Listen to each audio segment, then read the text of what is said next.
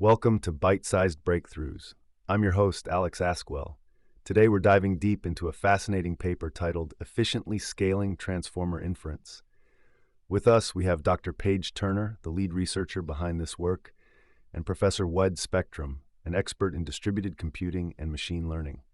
Welcome both. Thanks, Alex. Glad to be here. Delighted to join the conversation, Alex. Dr. Turner, could you set the stage for our listeners?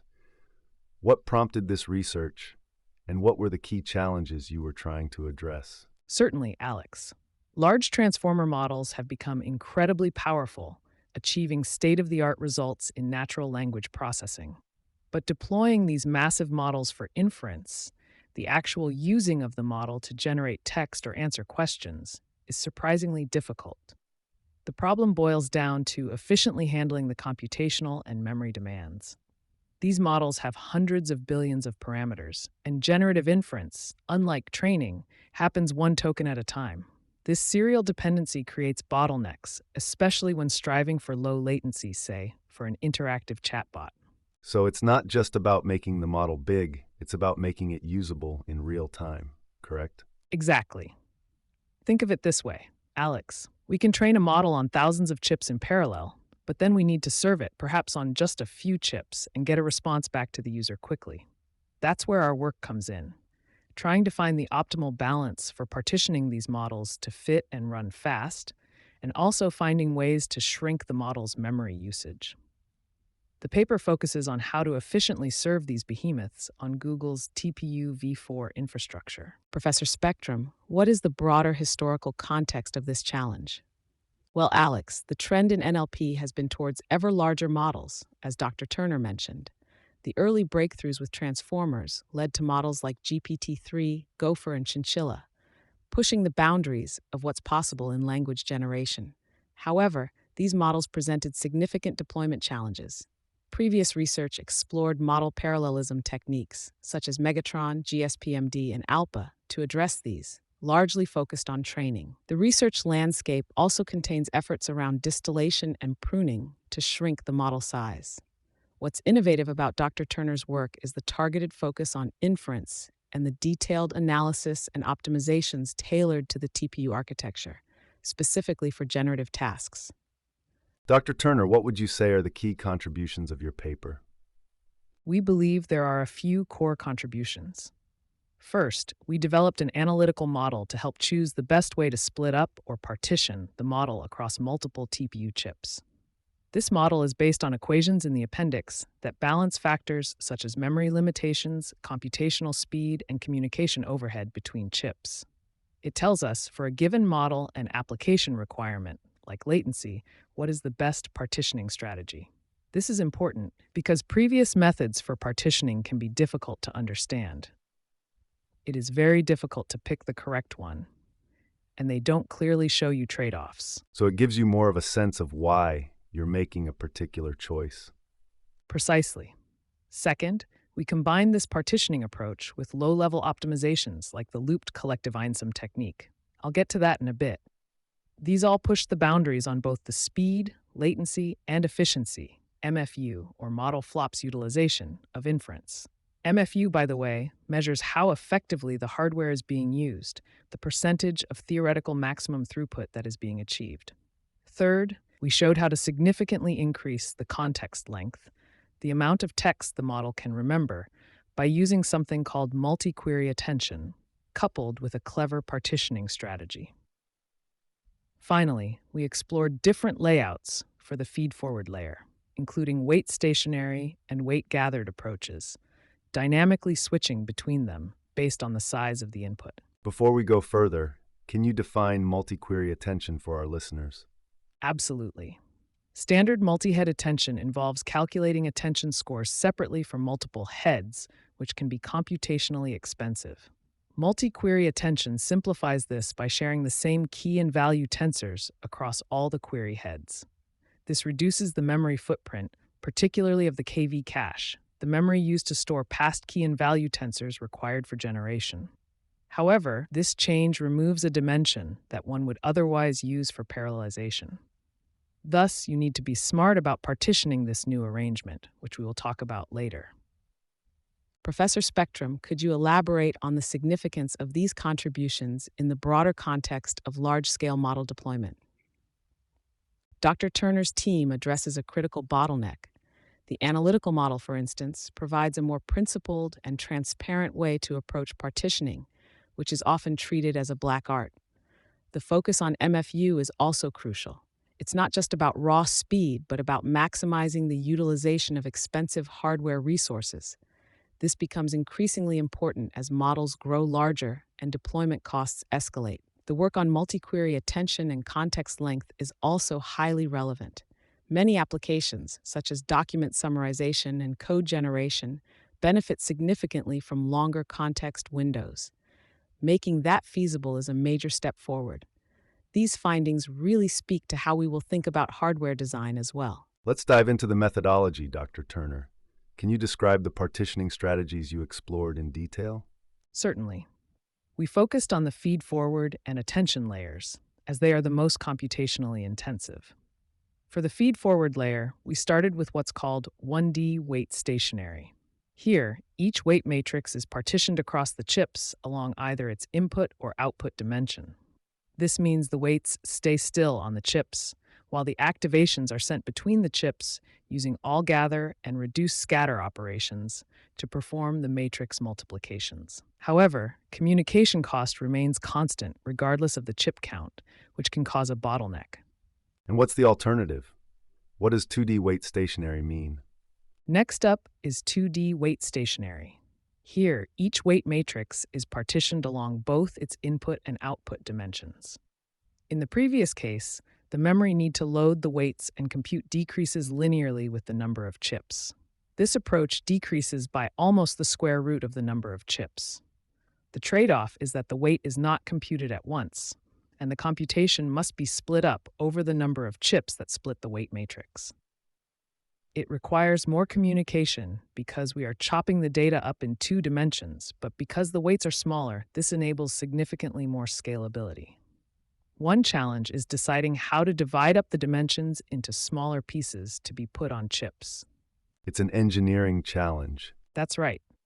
This means that even if the 2D layout is communication limited at a certain chip count and batch size, we can continue to reduce latency by adding more chips, because communication time continues to reduce. We show in the paper that if the hidden layer size is 4 times the model dimension, then this approach becomes helpful with more than 16 chips. Finally, we also looked at weight-gathered approaches. At a high batch size and high sequence length, the amount of activations can be greater than the amount of weights. Therefore, we can send around the smaller weight and keep the activations stationary. We explored transferring the entire weight, XYZ weight gathered, only partially X weight gathered and X weight gathered. Interesting. It sounds like the best approach depends heavily on the specific workload. What about the attention layer? For the attention layer, the dominant cost is loading the KV cache, so we focused on reducing that. Remember, multi-query attention reduces the size of the KV cache. However, you can reduce the amount of parallelization in that layer if you aren't careful. So for multi-query attention, the key is how you partition your matrices. We considered 2 approaches: partition by heads versus partition by batch. Could you explain those two and how your choice of partitioning by batch is advantageous? If we partition by heads, we are essentially treating the attention layer as we would a feed-forward layer.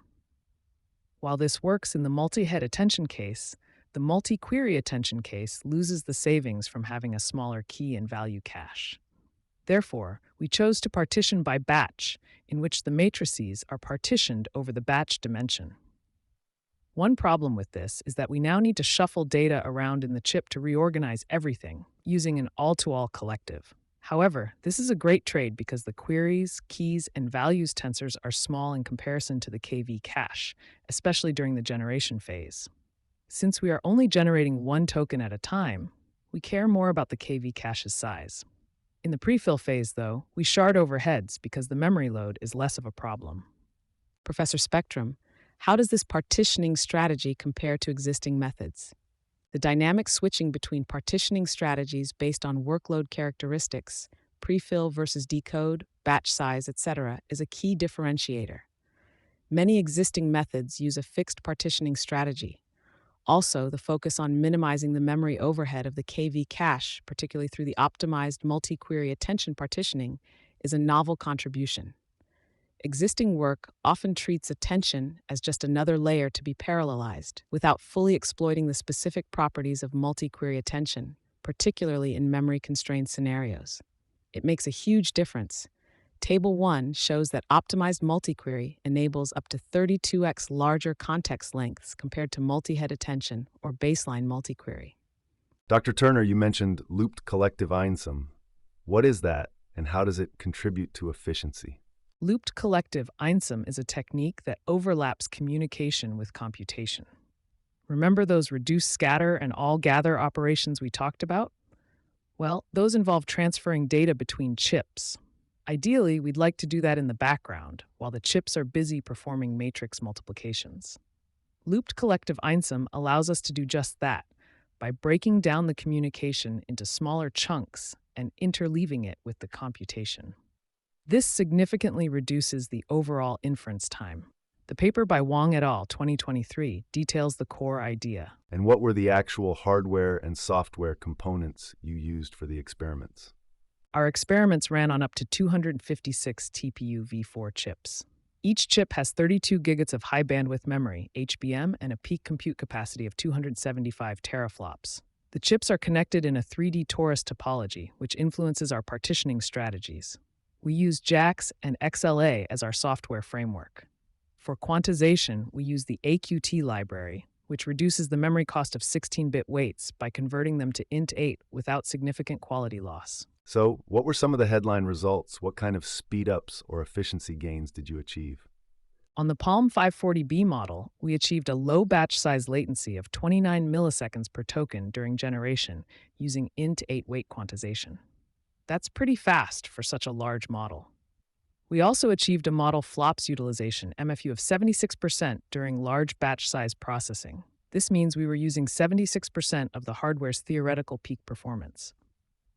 Furthermore, and this is key, we could support a context length of 2048 tokens. By using the optimized partitioning, we have a 32 to 64x context length than other attention strategies. These context length optimizations, batch sizes, and weight settings are summarized in tables 2 and 3. Those numbers are impressive. So what do they translate to in practice? For an interactive application like a chatbot, this means that our implementation can process 64 tokens of text from a user, consult a cached conversation history of 120 tokens, and generate a 64-token response in just under 2 seconds, 1.9 seconds to be precise. For offline processing, we can process nearly 2,000 tokens of input and generate 64 tokens of output with a flops efficiency of 73%. Now let's talk about limitations. What are some of the shortcomings of this work, and what are the next steps? A key limitation is that our experiments were primarily conducted on TPUs. While we believe the partitioning principles generalize, the optimal strategies may differ on other hardware architectures, such as GPUs. We only considered dense transformer models, and there's significant potential in exploring sparsity techniques, such as mixture of experts, to further reduce the computational cost. Also, we implemented weight quantization, but not activation quantization, which could lead to further performance gains. Finally, it would be valuable to directly compare our approach with faster transformer on identical hardware to provide a more accurate assessment. Professor Spectrum, what are your thoughts on these limitations? Those are all valid points, Dr. Turner. The hardware specificity is always a concern, and generalizing to other platforms is crucial. Sparsity and quantization are promising avenues for future research. I'd also add that the analytical model, while insightful, relies on certain assumptions about communication costs and hardware behavior. It would be beneficial to validate these assumptions more rigorously and explore more sophisticated cost models. Furthermore, and while Table D.1 goes into detail about the differences between Palm and Megatron, a larger ablation study might have revealed even further insights. Still, a good paper can't do everything. Speaking of future directions, where do you see this research heading, Dr. Turner? We plan to explore sparsity techniques more deeply, as well as activation quantization. We're also interested in adapting our partitioning strategies to other hardware architectures, such as GPUs. Another exciting direction is automating the search for optimal partitioning strategies even further, perhaps by incorporating our analytical model into an auto-tuning framework. This work can also be applied to models beyond just Palm. As well, techniques that compress chip-to-chip communication promise even further gains. Professor Spectrum, what do you see as the broader impact and potential applications of this work? The immediate impact will be faster and more efficient deployment of large language models on TPUs. This will enable better performance for applications like chatbots, virtual assistants, and offline text processing. Longer term, the techniques developed in this paper can democratize access to these powerful models by reducing their cost and improving their performance. This could lead to wider adoption across various industries, from healthcare and finance to education and entertainment. I think that's one of the biggest wins, getting the models to real users. Thank you both for such an insightful discussion. Before we wrap up, Dr. Turner, could you summarize the main takeaways for our listeners? Absolutely. The key is this. Efficiently scaling transformer inference for large models requires a holistic approach that considers partitioning strategies, low-level optimizations, and hardware characteristics. An analytical cost model can guide the selection of optimal partitioning strategies, and multi-query attention with batch-wise sharding is crucial for scaling context length. As for that padding we mentioned, don't be afraid to pad a matrix so that it fits nicely on the chip. While hardware-specific optimizations are important, the underlying principles of minimizing communication and maximizing hardware utilization are broadly applicable. Thanks, Dr. Turner and Professor Spectrum, for sharing your expertise. That concludes our episode of Bite-Sized Breakthroughs. Join us next time for another deep dive into the world of AI.